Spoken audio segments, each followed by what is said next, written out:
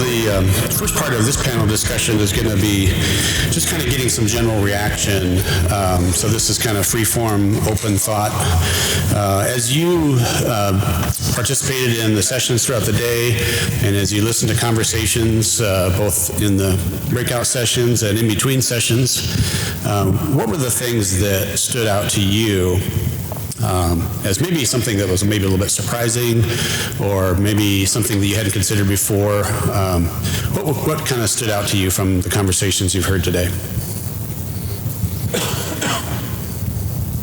I'll go first. One of the things that came out in the conversations I sat in with communication was the need for more computer access in the field. And having experience with the field, I would agree with that. So when we get back to the office, I'm planning on spending some of John Adams' money to get some computers out in the field. I just haven't told him yet. But anyways, that was something that kept coming up. You know, we have so many emails that come out, like with the insurance sign up, but we don't have a lot of computers in the garages. There might be one computer in with the supervisor. So that was a conversation that went on for quite a while. And I'll go ahead and jump in on the communication theme. Communication isn't surprising. It comes up in every one of these types of conferences because it's always a challenge. Of course, that's one of the reasons we did the face-to-face communication, is to have tools accessible to improve how we communicate, but it's always going to be an ongoing challenge. I participated in the performance management session, and particularly we were in the subgroup talking about the flavor of the month and employee participation and developing priorities. And certainly communication was a big piece of that, I think. I think some of the comments were that some of the initiatives that Paul talked about in the morning session, there wasn't a lot of awareness that those were underway. And I think that's something we as a management team need to do a better job of, is communicating everything that's going on in the other divisions and increasing awareness. And actually, I think the only thing I'd add to what Garrett mentioned is I think the performance management model that the implementation team developed, I think can be a tool to help improve our communication, help employee development of department priorities as you use the cascading model to look at performance management. I think that also can blend into priorities and of how we improve an agency. Yeah, can I continue on that topic too? This doesn't fit your question because it didn't surprise me that it came back to communication, but it did strike me that although we've taken all the face-to-face training, we're still struggling with articulating the why of what we're doing. That came up quite a bit. That piece was still missing. I don't understand why we're going this direction. I don't understand why we do it this way. I'm not being, and somebody expressed exactly this way. You're not trusting me to give me that information. I think that's a really important piece of that. I think you can tie it back to the Cotter book for anybody that's read that too. That you sort of estimate the amount of communication you need and then multiply that by 10,000. That's going to be the lifeblood of your organization. So in that sense, it doesn't surprise me because it takes a ton of work. But the last thread I wanted to tie into too was that piece that even when we put out communication, it doesn't get to people because they simply don't have time. They're in outdoor active jobs. They don't have access to computers. They're working in the driver's license station.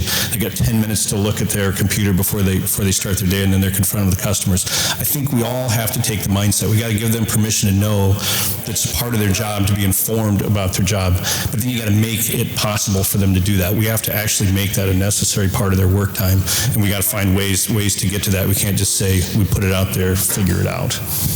I'd like to jump in on that too, because in the Highway Division, we have probably 1,200 people out in the field. In the district offices, we've always struggled, I think, to be able to get the information, particularly to the maintenance garages, in the same fashion or the same sense of timeliness that we have in certainly in the central office. And as we move to iPads and various electronic forms of communication, some of the folks in the field really don't have that as part of their normal everyday job. So I was kind of encouraged to hear the last panel talk about looking at a variety of ways to get that information out there. Maybe some of the old ways are the best ways in some cases. So, we do have to look at a variety of things, and it's a big challenge, but it helps to talk it through in this kind of a venue and get those ideas and get all that out in the open and deal with it. So I hope through this kind of discussion we can improve on that.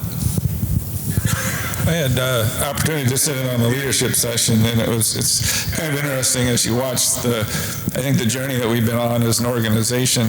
This afternoon there was a lot of discussion about not so much corporately what do we need to do, but what can we as individuals do from a leadership standpoint to take this and move it forward. And there was an awful lot of discussion about what people were willing to do. I don't want to, where's Chuck at, Levy?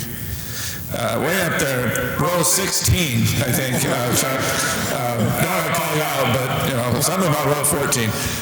Chuck talked about his role in IT, and he said, I'm not a supervisor, but he said, I'm going to go out there and I'm going to deal with, putting his stuff out there and kind of leading by example and helping others as they do that. And so I thought that was kind of an interesting point that he's willing to do that.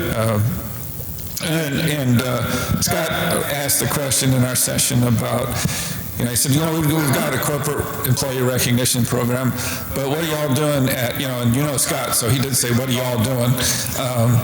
What are you doing at the office level to do? And then there were a number of people that spoke up and talked about different recognition things that are going on at the office level. Some have been established and some are a little more new. So I think, we've got a lot of issues and we've got a lot of things that still need to be communicated, and the direction may still be a little unclear, but there's clearly a lot of good things going on organizationally, and I think that's what I heard this afternoon. As you consider the different challenges that you've heard brought up and the different potential solutions, are there some of those potential solutions that you see as, wow, yeah, we could really grab onto that and go with that? Especially of things that you've heard today. Was there any new ideas came forward that you thought, yeah, we could do that? I'll go back to the example that I gave with equipment in the field, and it could be equipment in various different areas. And some of these discussions actually did happen. I don't know if any of you have ever used the analogy, my boss went to a conference and they came back and now we have to do all these things. Well, that actually happened when Lee went to a conference a couple of weeks ago and came back, and he didn't even get back from the conference, and he sent me an email and said, hey, what do you think about this idea? Well, one of those ideas actually came up today about equipment in the field. Obviously, that takes resources, but I think that we could do small efforts to begin with to see how they work, and those are easy things to do. The other thing is, for probably 2 years, John Summer can remind me, we've been discussing a kiosk in different areas around the DOT to get information out to people. We've also talked about when you log onto your computer, getting information out on the login instead of just I agree to everything that the DOT has me agree to and I hit OK. Maybe there's a splash page that comes up with some information. Those are all, yes, they take resources. Yes, they will not happen overnight, but they are things that we could easily do. We just need to put the resources towards them. So I'll bring up one that doesn't sound very high-tech and sounds old, but there's just that point of investing in the capacity of the people, capacity of all of us and all the people that work for us and with us, which is training and education. I especially focus on the word education as opposed to training. I think training gets into, it can sound very technical and very boring and very much check that box and touch here and this is how this thing works, right? Which is necessary, very necessary, but education that really brings people up, that brings them into the organization, that helps them understand the whys of what they do and how they fit in and those types of things. That education and constantly investing in that is actually the communication that we need, because now it becomes personal, now it creates resources, now it creates connections. I made the point when we were talking culture that the average Japanese worker gets 7 times the amount of training as the average American worker.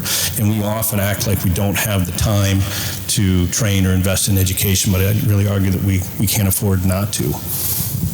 I was in the culture section for one of the sessions this afternoon, and training did come up.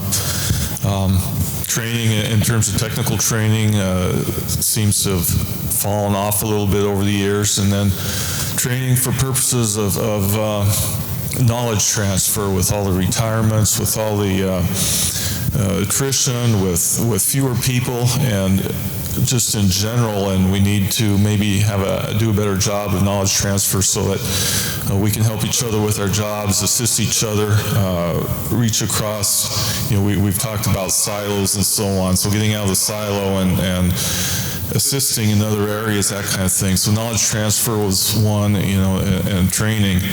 The other thing I wanted to mention, which cost nothing, was pointed out that one of the things we can do to help ourselves is just thank each other and acknowledge good work being done. And it doesn't have to be, since as a government agency, we can't give huge bonuses. We can't give any bonuses monetarily, but we can recognize each other's good work, and it doesn't have to come from the top down either. It can be coworkers recognizing each other's work, the people you work with all the time, the people you rely on, and those that rely on you. So I was heartened to hear that, and I think it's something we can all,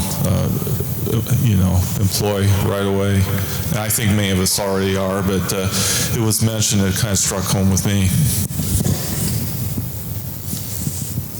Okay, any other final observations, thoughts you'd like to share before we move into the question and answer time? I'll just jump in a little bit, building on Paul's presentation this morning. He, of course, did a great job talking about the pace of change and the big changes coming with the event horizon and the point of no return. And of course, that's why we're all here today, talking about how to be adaptable, be more nimble, be risk advantageous, as Paul said, so we can be prepared to be ready for that change and help guide the organization through that. The timing of this discussion is great because, of course, adapting for that change also means in adapting how we invest in the state's multimodal transportation system. So I'd just like to take a second to plug our efforts to update the state long-range transportation plan. The Office of Systems Planning is coordinating that effort, working with a lot of different divisions and offices in the department, looking at, from a long-range perspective, what does the state's transportation system, roads, bridges, public transit, aviation, waterway, bike, pedestrian, what does that look like to accommodate the changing demographics, the changing technology from a real long-range perspective? And this is a plan that we work with the Commission on, and this guides how we invest in that system.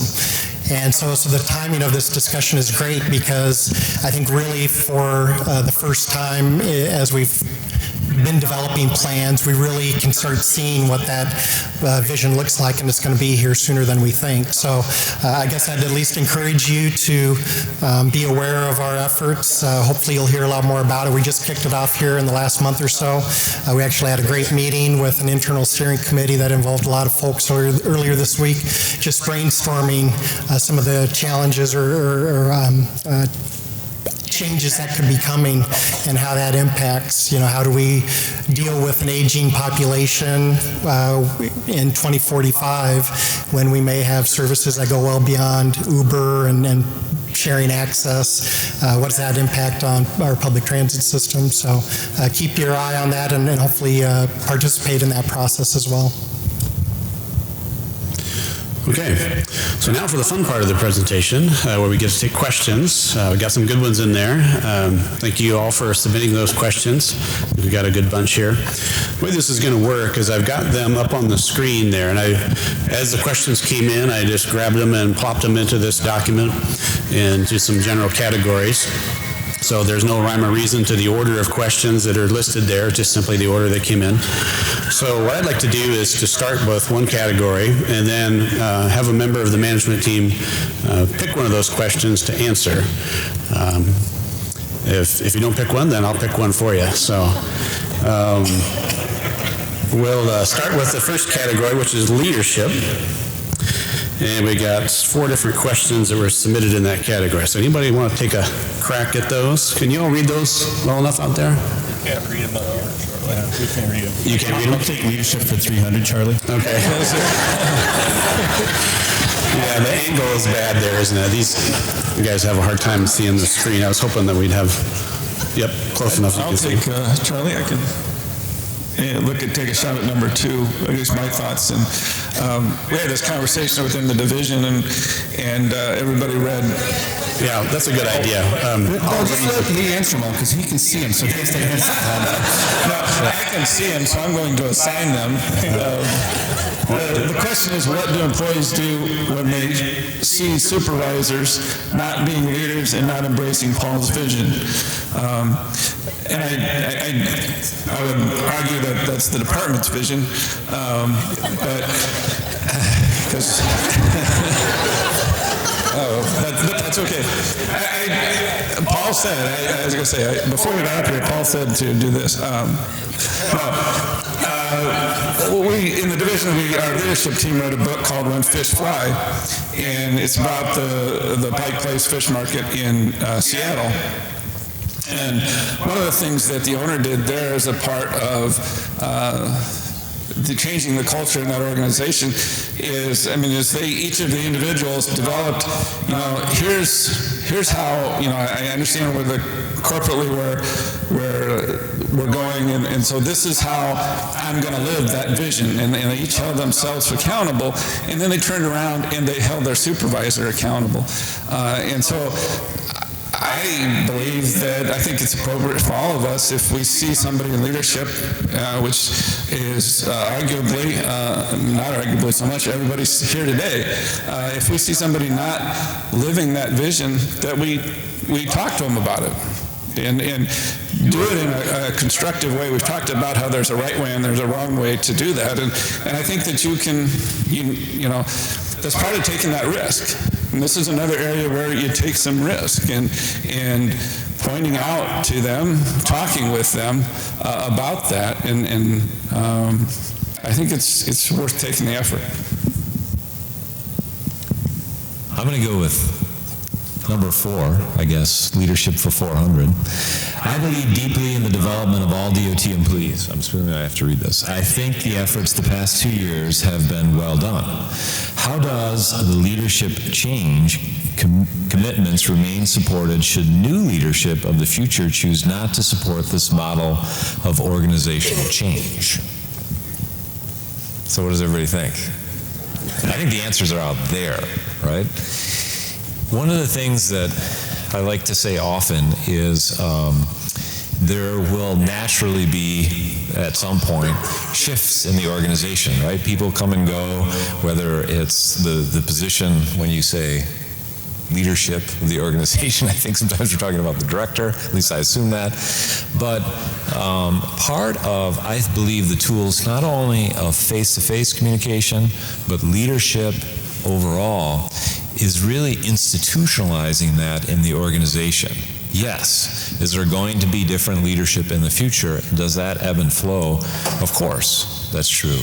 But the tools that face-to-face bring, the tools that leadership bring can be practiced for a long period of time and passed for a long period of time. That was one of the messages I was trying to convey this morning, in that if we practice being good leaders, we are touching people and touching people that we won't meet in the career of yourselves in this organization. And part of being a good leader, right, is being adaptable, right? And that is always very important. Have I had experiences where I worked for people that I didn't necessarily agree with the way they chose to do something or the process to what they chose to do? My answer to that is yes. I adapted to that. Ultimately, and that I think has made my perspective, actually, I think it's made me a better person overall to be able to recognize and sort of fold in around those types of changes in leadership. And so I believe a lot of what we have been talking about, not only today, what Leadership for Change, the class and the training that all of you have done, will stay with you for a long period of time. And I think if the more we pass those skill sets on, the more we enable that in the organization, it will easily adapt to future direction, no matter if Leadership for Change doesn't happen anymore. from a class or tool or technique perspective. I think that is the most important piece of what we're trying to do here today, much less over the last few years. Okay, maybe let's move on to the next category, which I've labeled culture and communication. We've got a bunch of them in this group here, so you can't even see all that are on the screen. So why don't you pick one from the top 4 there. So we've got, I'll read them off just so you can hear if you can't see them. How do we get staff to engage in culture change when many are just waiting until they can retire? They have no interest in changing. They see no benefit from them. Question 2, what actions is the DOT taking to measure and improve employee engagement? Question 3, I've been committed on a daily basis to changing the public's perception about public employees, and I happen to be in driver services. When I arrived here some 20-odd years ago, my mission began. My days are made joyful when someone notes that I'm not your typical driver's license employee. The Starfish rule made a difference to that one. That being said, I have multiple times been addressed by peers, managers, and supervisors with statements like, "You're too nice." In fact, I've had this noted on a review, and recently overheard a peer reporting that she too was advised that she was too nice, and nice takes time. So this concern continues. So how about one of those first 3 there? Anybody want to tackle one of those? Lee, did you want to take that driver services one? I finally saw the great title last Monday, I'm telling you. I feel like we should start with number 3. I'm going to start much more broadly and philosophically and then work down to the detail of that a little bit. Because this came up in our culture thing, and I made the point. I tried to be quiet most of the time, but I wasn't entirely. Mike Harvey kept talking about me touching people. I had to discourage that. Todd, where are you? Yeah, Todd wasn't there. But I made the point, you should have fun. You should have fun in your job. You should expect to have fun at your job. And sometimes having fun is going to be expressing who you are. And I don't mean it's going to be a carnival of cotton candy every day, but you ought to be able to expect to enjoy your workday, and you ought to be able to express who you are in your workday. And I made the point, too, that we need to want people to be able to not only express who they are, but share their talents and share the things that they're passionate about, because we often find really great things come out of that. I made the example that, and this goes into people retiring too, so Chief Lorenzen's out there somewhere. He's going to retire someday. I hope it's not soon. I know it's sooner than some people, though, but he's not slowing down. He was excited and passionate about the concept of trafficking. And the only smart thing I ever did on that was to just let him run with it and get out of his way. And so he created a model in Iowa that's been successful, and that they're copying all over the country now, calling the national model to help stop trafficking. So I think Dave was himself in that. I think he showed his passion. I think we let him do that, and that became successful. I talked about Mindy. I see Mindy right there. Wave your hand, please. This is Mindy's first conference. Applaud for her, please. Thank you. So Mindy has a passion for, diversity, she has a passion for culture, she has a passion for helping people with limited English proficiency, and she has knowledge about that, and she raised her hand and shared that, and then we were able to use that in our statewide conference to start creating a message for other people that will help them serve limited English proficient customers. So the broad philosophical point is that we don't want to stifle that. Am I saying that we have stifled that in different ways in the past? Absolutely. But I think that we're starting to stake a claim. There was a reason we had a statewide conference that started talking about what our purpose was, and our purpose wasn't to punish. Our purpose wasn't to separate out good customers and bad customers. It was to deliver safe mobility and to kindly, respectfully help people through that. So I think there's going to be a shift. I think we're going to have to tell people it's okay to be nice, and it's okay to take a few extra seconds to be nice, and we can still meet our goals with that. And so that's a really long way of getting to the point of saying, at least from where I sit, one should be nice.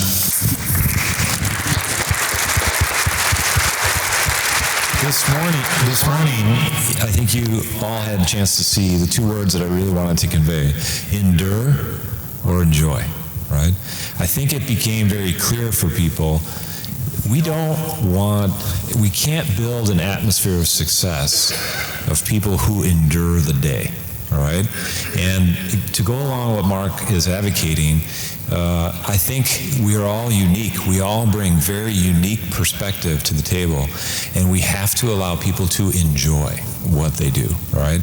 It'll resonate with our customers very clearly, and that is the most important thing that we can do. We can help people enjoy their day, whether they are directly a customer relationship or our colleague. Helping them through those enduring moments is very, very important. So I can't say enough along of what Mark said. It's about us building an atmosphere of success around enjoyment. Charlie, what was that first question? Was that about folks that maybe are waiting for retirement? Yeah, I thought that was a good one. You want to take that one? I'll take that one. John, you'd be good at this one. I guess there's two parts of that, and one is if you're referring to a supervisor or manager who appears to not be embracing change or dragging their feet, waiting for retirement. I think we already covered that earlier in some comments about challenge them, bring up the conversation, because that's not the kind of supervisory attitude that we want, and that should exist. So that's one of those cases where I think you're well within your rights just to take that risk and challenge that person. If it's another, just say a coworker that's kind of riding it out and doesn't want to change. One of the things we've heard in Leadership for Change, Bill Smidley tells us, and since I've been there 16 times, I can remember parts of it, but he reminds us that sometimes resistance to change is loyalty to the past, and at one time the way things were being done was a great way to get them done, and that's why some people have a hard time letting go. So I think, you do want to recognize and respect if that's what some of those folks are feeling. Maybe try to understand that, but we still need to try to get them to come along. You hope people aren't just enduring, as Paul said, and waiting to get to the end. That's a disappointing way to work your career and to come to work every day. But as individuals, I'm not saying I would know how to fix that situation, but I would suggest, at least for yourselves, don't let that impact you in a negative way, and try to get beyond that, or beyond that person. If they're not going to come along, at least try not to let them pull you down. And you've got plenty of other colleagues who do want to move ahead and advance the department, advance what you're doing, and improve on a daily basis. So I don't necessarily have an answer for that type of an attitude that refuses to come along, but you can certainly control your own attitudes to a large degree, and that would be my recommendation.